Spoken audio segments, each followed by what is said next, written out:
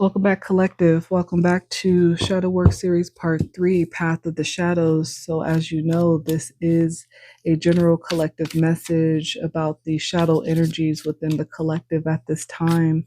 Let's see what the story is, what's going on in the dark. All right, Collective, thank you, all of my current subscribers. Thank you so much for all your love and support of the channel, you guys. So, let's start. See what is going on in the collective. Mummy. Between the ancient past and the modern world, is there any place where I belong?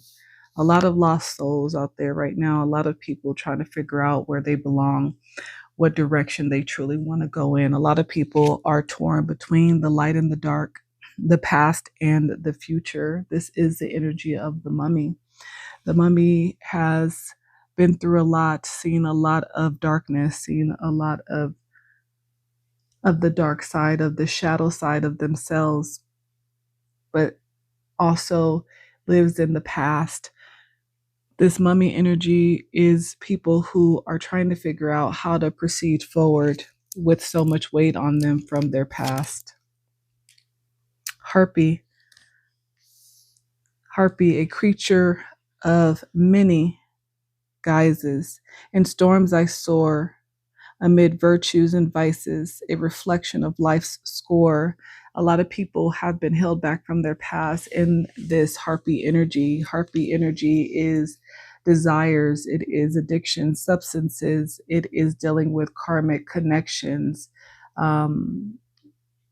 A person that creates chaos within your life. This could be a man or a woman, but they thrive off of the chaos that they create, and they keep you in an energy of being stuck and not being able to move forward. They are depending on you to be addicted to the chaos. Yes, because it creates their ability to take as a vampire. In the night's embrace where desires ignite, my hunger keeps consuming all in sight. So again, some of you guys are connected to energy vampires, people who create chaos, because the vibration, the energy that is emitted from the chaos, the drama, it allows them to consume this energy. This is what they thrive off of. This is their food.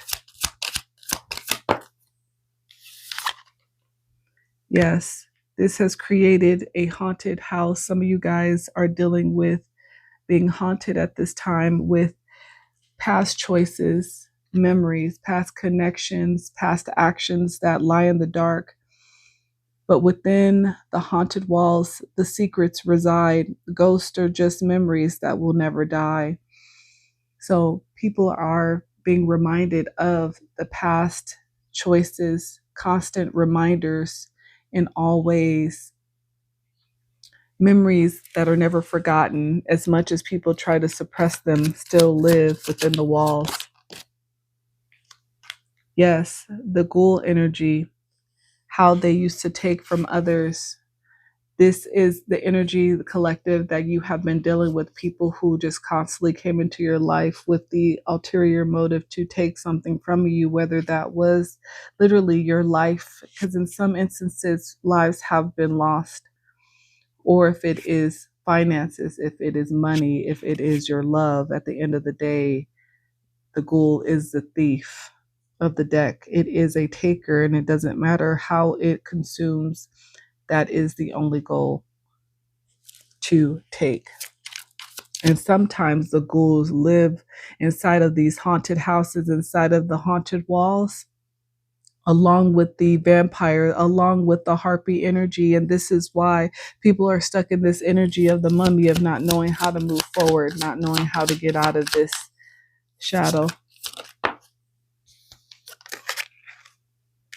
Isolation is going to be your best bet. In the solitude's embrace, I found my own echo. I whisper to the shadows, my voice finds no fellow.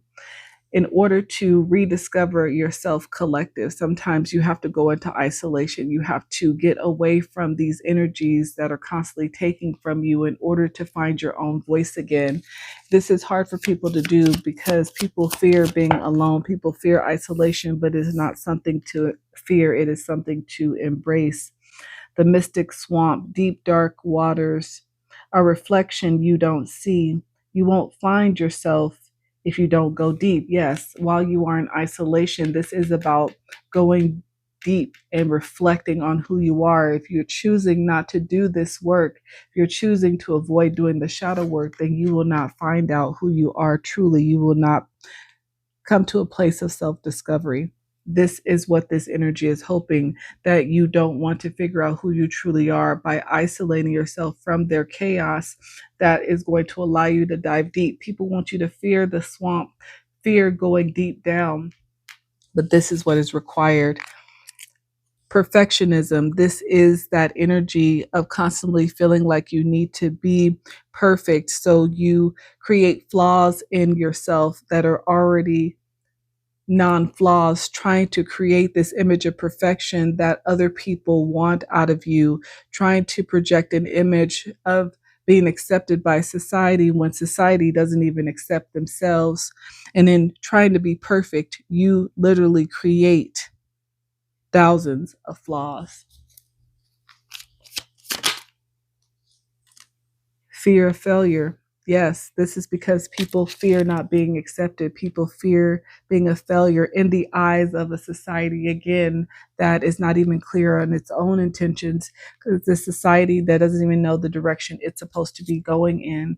I feel like it is becoming clear that we need to get back on the right track because we are not on track at this moment. Yes, and that is because of all the masks. This is because all of the things that are being covered up. There is a lack of authenticity in all areas of life in society at this time. The mask need to be come off. So many people live in this duality. And while duality is useful and it is needed to be whole, right? Because as we talked about in Shadow Work Part 2, under the moon, there is a light side and a dark side to everyone. The duality exists. However, when the mask is used to cover up your authenticity as a way of protection and caution, that is when we lose sight of our direction. Yes, we start to hold on to connections, people, situations that are not supposed to stay in our life very long or are only supposed to be in our lives for a season to teach us a lesson. But as the skeleton, a curse of bones, time and dust, things that were never meant to last, people hold on to because of this fear of lack. Venomous garden.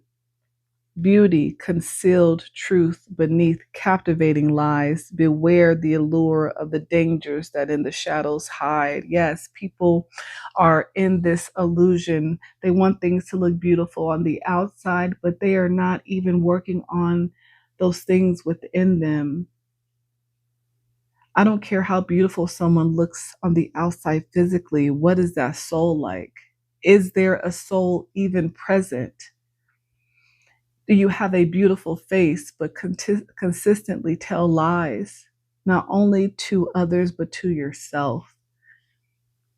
Beauty, physical beauty, is no longer covering up the ugliness within anymore.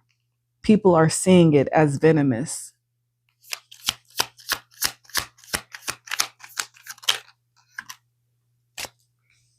Lantern, guidance, illumination, and hope. Yes, people are now seeking guidance, more guidance about how to handle their shadow side. People are wanting to come out of this place of depression, of feeling unworthy, of people pleasing. People are trying to come out of this energy because with so much people pleasing, I wonder how much of myself I've lost in others. The pieces that remain, no one can notice.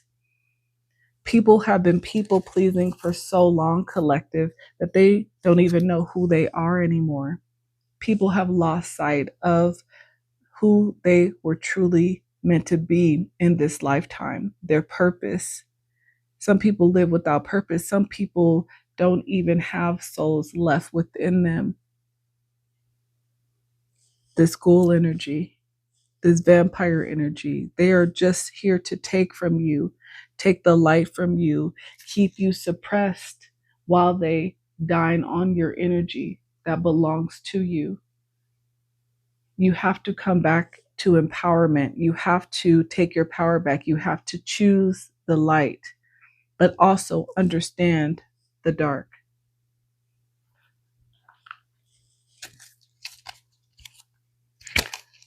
What are your threads of soul? The worn shoes. Where have your experiences taken you, collective? And what wisdom do they hold?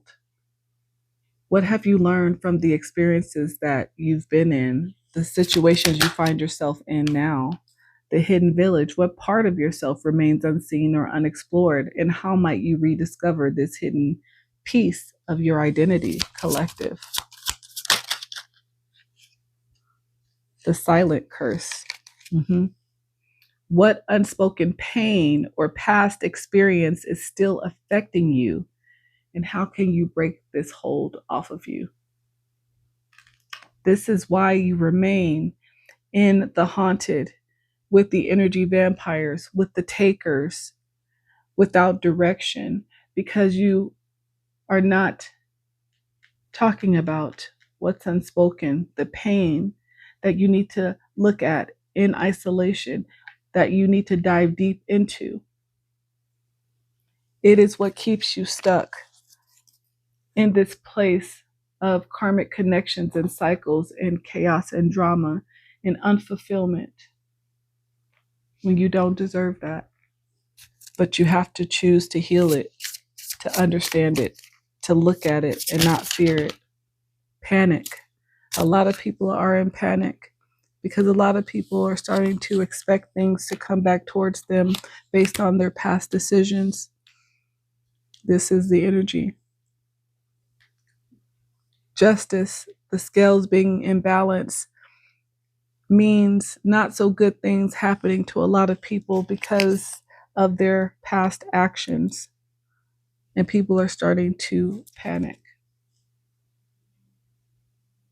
They are starting to doubt their futures.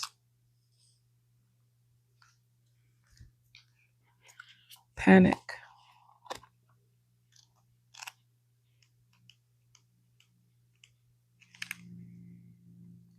I meet sensations of panic with a grounded, gentle presence. I breathe in and take a deeper look. Deep dive, I'm telling you, looking deeper, going into isolation and really looking at who you are, the choices you've made.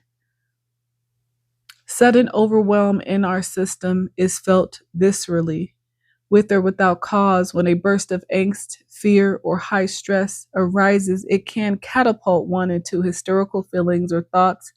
It isn't just in our minds. The body rushes in an automatic response. Our mind and body are intrinsically intertwined. What happens to the mind when the body begins to feel charged, static, heart racing, sick, and angst, nervousness, or jumbled uncertainty in the gut? What happens to the body when the mind races, irrational thoughts pervade, fear arises, and overwhelm hits? One feeds the other. It can be difficult to decipher the root. It can turn into a self-perpetuating spiral, amplifying the very panic itself. It can be frightening to feel an inability to breathe or think with the fullest coherence. While we can't control every situation, we can learn to repattern how we meet panic and stress when they arise. In times of high stress, angst, or panic, how does your body feel viscerally in response? In times where your heart races or you feel uneasy for no apparent reason, does the mind swoop in and create more stress? Consider ways to pause, breathe, ground, and self-soothe when the body and mind are at odds. When do you notice yourself feeling overwhelmed or panicky?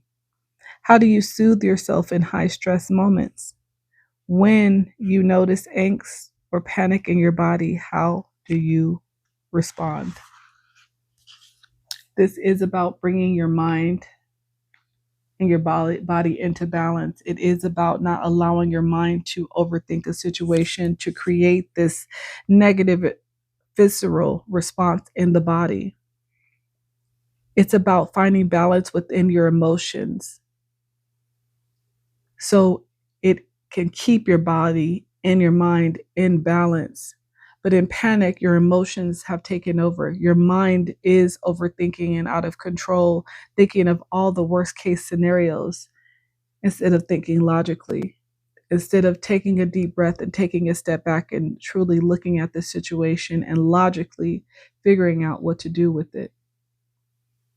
But a lot of people are feeling this panic because they realize that they cannot change their past choices, collective. They may not try to show their panic externally, but their body is going to reflect it physically. This is the energy and the path of the shadow and the collective right now. Collective or cross watcher. I hope this message was useful, gave you some insight, and it was purposeful. Thank you for joining me in Shadow Work Part 3. Hopefully, I'll see you in Wounds to Wisdom Shadow Work Series Part 4 tomorrow. But if this is where I leave you, collective, keep healing. Take that deep dive so that you can stop panicking, because you will now have a better understanding of your dark and light side and how to balance it. Stop having such high expectations of others who continue to stab you in the back, but call you a friend. And understand that you are loved. There's been a lot of knives placed in your back over time. There's a lot of broken pieces to you, but we all have broken pieces. So it is about picking up those pieces and understanding why and how they were broken, finding the pattern so that you can eliminate the karmic cycle, so that you can start to choose yourself more with love and respect. Create healthy boundaries from people who do nothing but take from you. Create chaos and fear in your life, because this is a pattern. I love you, collective, to the moon and back. Until next time, you guys. Bye.